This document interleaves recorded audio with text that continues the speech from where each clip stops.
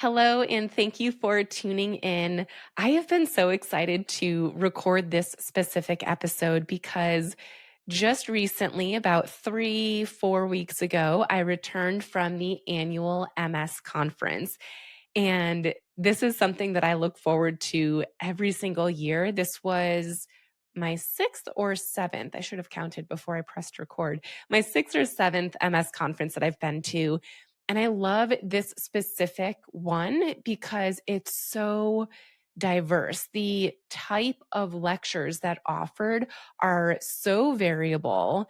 And I love that because I get to learn updated practices and therapies and techniques and strategies for rehab and exercise, but also nutrition and our gut, and also disease modifying therapies and remyelination therapies, as well as a ton of other things.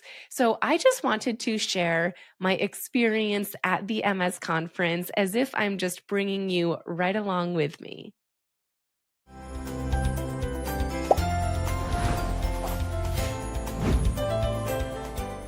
This year, it was in Phoenix, Arizona, which was such a nice change because the conference was at the very end of May into the very beginning of June. And back where I live near Buffalo, New York, it was still chilly. We're talking 50 degrees, overcast, rainy. And in Arizona, it was the extreme opposite. It was hot during the days. It was high 90s to low 100s. Now that's a little too hot for me, and I know for MS that temperature is not great. So it's ironic that the annual MS conference was in a location that was so hot. But needless to say, it was a nice getaway for me to at least be surrounded by warmer weather than what we were having at home. So it was in Arizona, and I'm so excited because you find out before you get there exactly what the lectures are. And so I had been peeking a bit to see what lectures do I want to join, what times are they, and oh my gosh, I'll talk about the specific lectures and the amount of lectures in a bit here. But just to set the scene, this specific podcast episode is different from my usual educational episodes. Today, it's about the experience itself. I want you to feel like you also were right there with me at this MS conference. And I am actually going to be sharing a recap of my key takeaways in a course that I am currently putting together. So I will leave a link in the show notes if you're like, yes, I want to know everything that you learned, then sign up for that wait list. By being on the wait list, you will find out first when this course is available. I am hoping early to mid July, so just in a few weeks now. So you'll find out first, and you'll also get early bird pricing. So I typically arrive the day before the conference because this conference is very overstimulating in the best way possible. I really nerd out at this conference. I absolutely love going to as many lectures as possible and just soaking up the information from these researchers in the MS space. It's very exciting, but it is very overstimulating. And I have learned from my 6 or 7 years of going to this conference that if you fly in on the same day that it starts and you hit the ground running, gosh, that is, at least for me, I can't speak for everyone else, but I used to feel ill on the last day of the conference because my brain just hurt so much. There was so much information, and I now have a strategy that I will share with you for how I make these conferences much more successful and get even more out of them. I need to fly in the day before. I need to give myself some time to relax before the chaos starts. And this year it was extra exciting because an MS organization that I partner with monthly for support groups is MS Views and News. And they actually hosted an in-person event for people in Scottsdale, Arizona that have MS, and I was asked to present. And so by flying in that day early, I was also able to meet up with them and give a presentation to a big group of people with MS on gait exercises and mobility exercises specifically for MS. And that presentation was so fun. It was so well received. We were doing exercises in the conference room, and I was able to see everyone, give real life feedback. And afterwards, I excused myself to go to the bathroom, and there were 3 people in there who had just listened to what I said, and they were just raving about it and giving such great feedback. So that was always helpful to hear that type of response to the information that I share and my specific approach. I should also add, because I feel like this plays a role throughout my entire week there, is that I was sick. About 2 weeks prior to coming to this event, I had strep throat and I was on antibiotics for 10 days. But within that time that I was on antibiotics, I caught a really bad cold that my daughter caught from daycare. And my body could not kick this cold. Oh my gosh, I could barely breathe. I was taking nasal sprays, which I now know you're not supposed to take for more than 3 days. But I was doing anything I could to try to make it sound like I didn't have a cold. And I was wearing masks, trying to be as protective as possible. That plus the temperature change and allergies kicking in, it was just not a great situation health wise. So I actually decided to get my hair done, just get it blown out at a local hair salon in Scottsdale before presenting. And she was like, "Yeah, you don't sound great." And she gave me a ton of cough drops. She gave me a spoonful of honey. She gave me some tea. So that was really sweet of her. And it did actually work. By the time that I got to the presentation, I was feeling better. I was sounding better. So all went well. MSVs in news were not the only friendly faces I saw. So one reason I love going to these conferences is because I tend to just randomly run into a good amount of people that I know, but I didn't know were coming. Almost every year that I attend, I end up running into a fellow colleague who I actually went to physical therapy doctorate school with. And so it's always really fun to run into her. We actually ran into each other in the hotel elevator. We happened to be staying at the same hotel. So that was really fun. And I also ran into at a coffee shop before the very first lecture on the first day. I was getting a matcha latte unsweetened with oat milk, my favorite order ever. And I ran into the neurology team from the Elliott Lewis Center, which is an MS clinic in Wellesley, Massachusetts. I used to work in that same building and I would work with a lot of their patients. So we would meet pretty frequently to review our patients that we had. And so that was really fun running into them. I tend to run into them in some way, shape, or form at every MS conference I go to.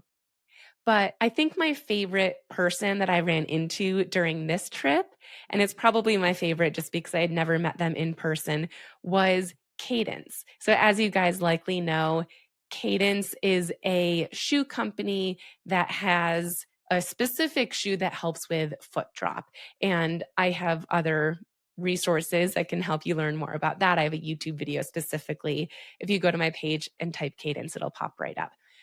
I ran into them in person. And so it was so cool being able to meet the team in person. I own a pair of their shoes, so I've seen them and worn them in real life, but I was able to get a glimpse at their summer sandals that they have.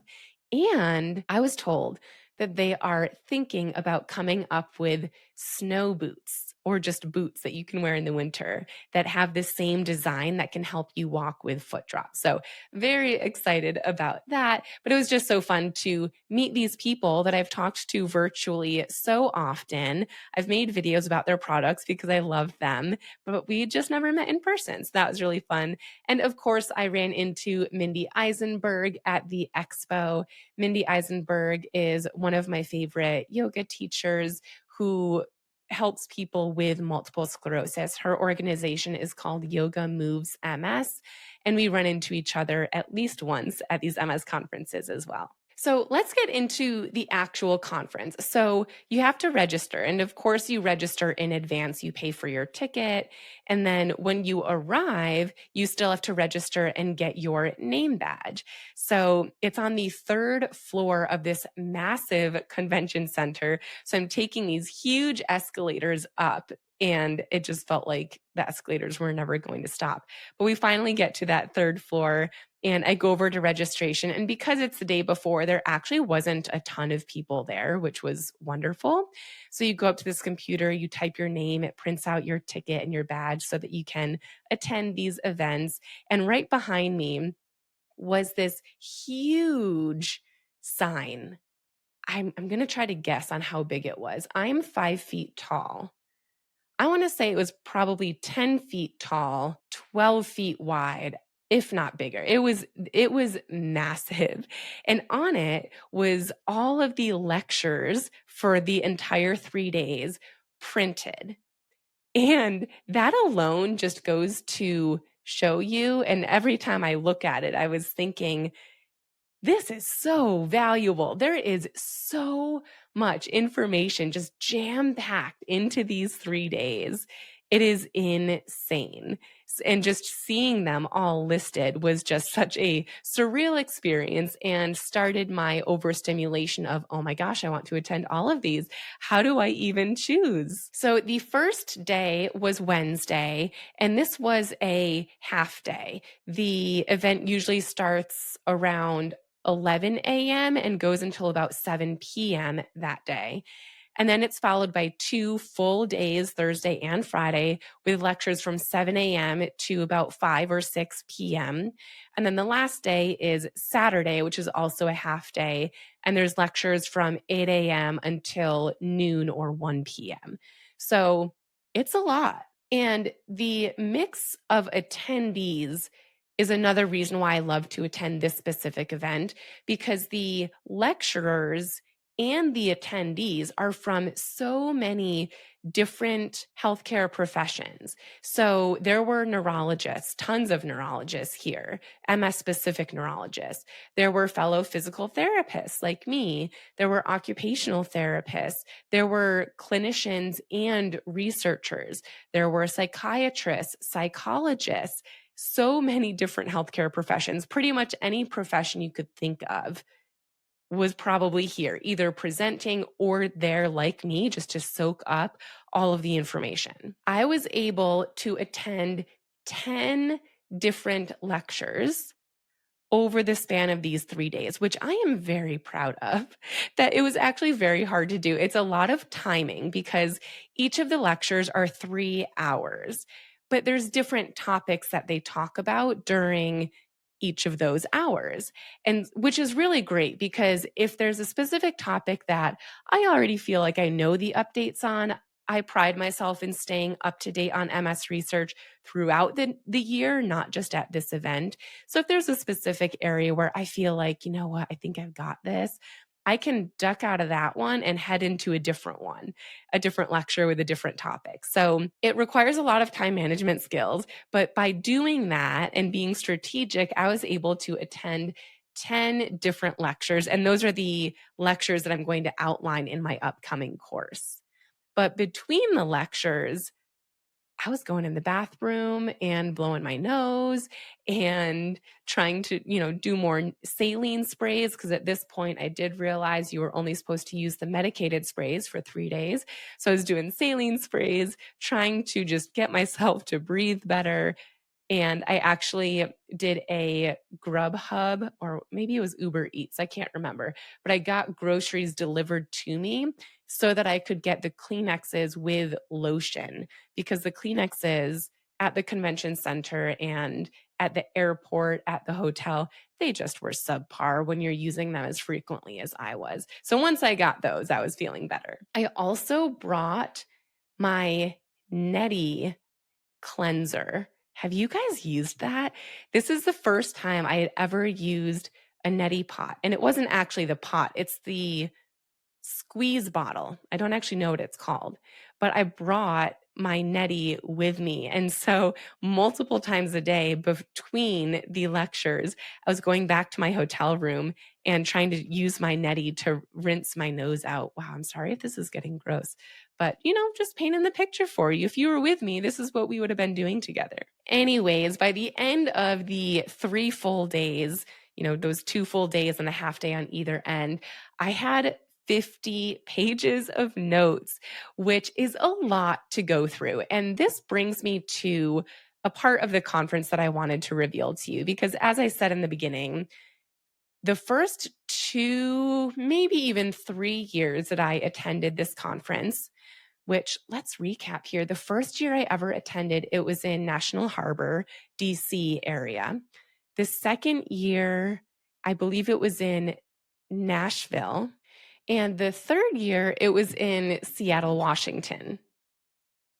So those 3 years, I went into the conference just wanting to soak up all the information and understand it so well that when I got home, I could share it with all of my patients.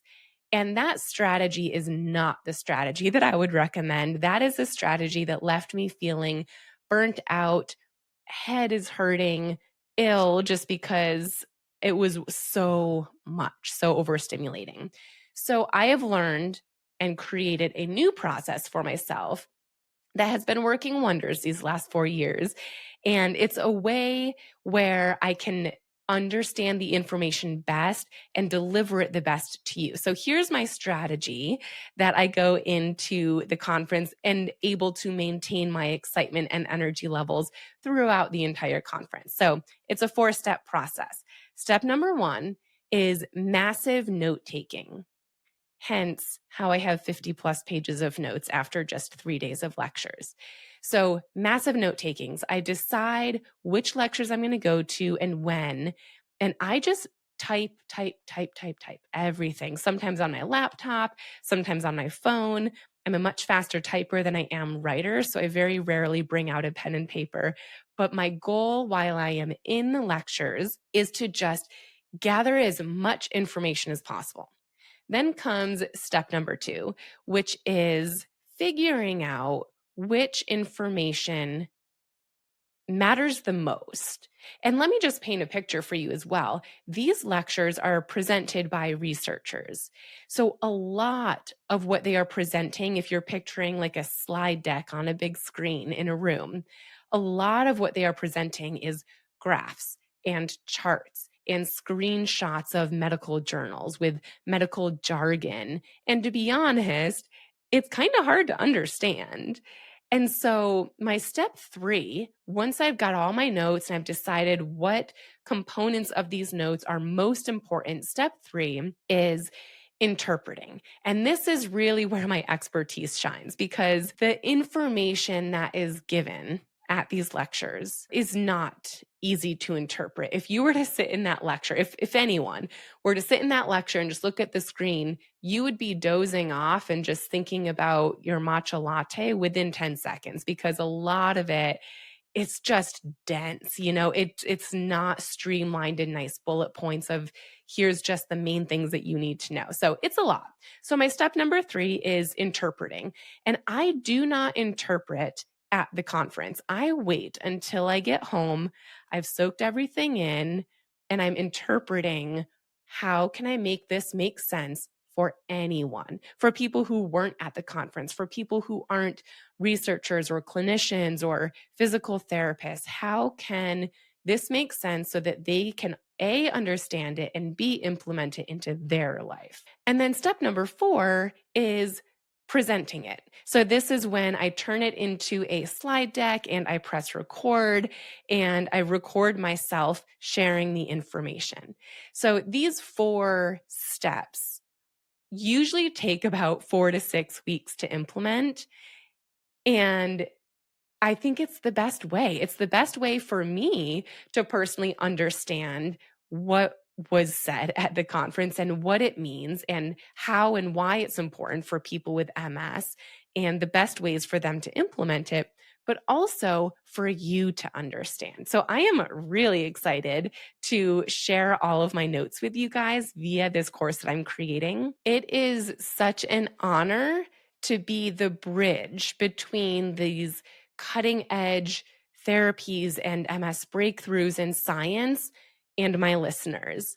I never thought I would say that. When I was in physical therapy school, we had to have this one full class that was 3 months long on research. And to be honest, I didn't like it because it was hard to understand. But now I love it. And I think it's because when I was in my graduate program for physical therapy, I was just trying to interpret it for myself so that I could understand it. But now I'm able to take research and interpret it for you, for someone with MS. And it can make your life better if you can understand and have access to this knowledge.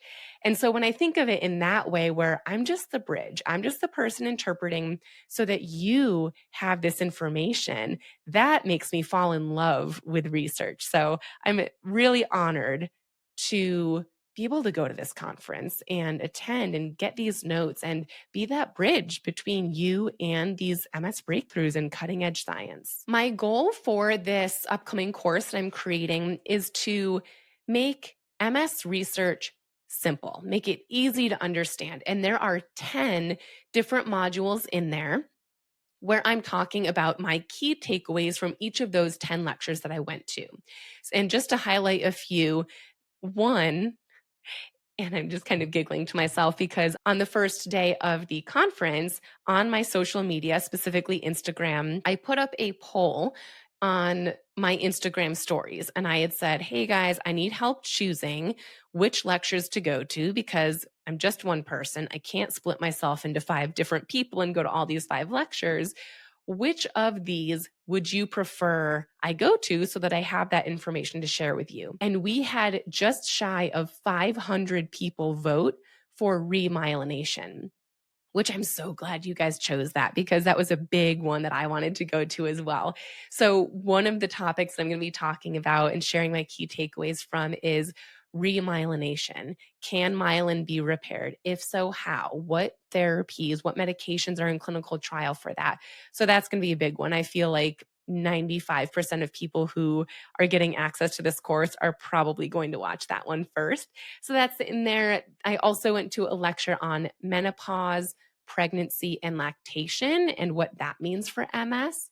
There was a big focus on brain health and how we can best protect our brain. So there's a lecture on that I'm going to be reviewing, newest vaccine guidance, and some mobility breakthroughs, some fresh updates on MS specific exercises and exercise parameters, such as how long should you be exercising for? We do actually have a number now, especially if you're looking for exercise to improve function throughout the day, as well as exercise to improve fitness, and also some spasticity treatments and updates on therapies for spasticity. So if you want to be on the wait list for this upcoming course that is in creation as we speak, just look in the show notes and the description below, and I will include that link so that you can join the wait list and be the first to know when this course is being released.